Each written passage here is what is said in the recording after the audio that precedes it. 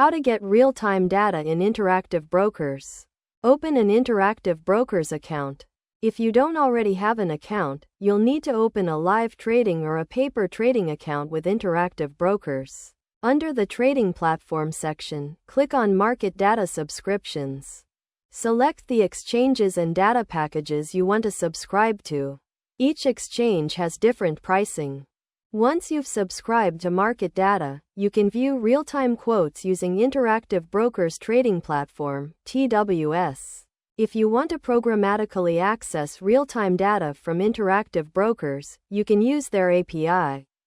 Interactive Brokers provides several APIs, Java, Python, C++, etc., to connect to their data. Steps to access data via API. 1. Download the API.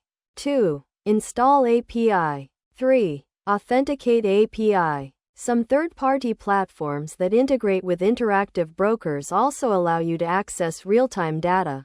You can check if your subscription covers real-time data on these platforms as well. By following these steps, you'll be able to get real-time data in Interactive Brokers, either through their own platform or programmatically via their API.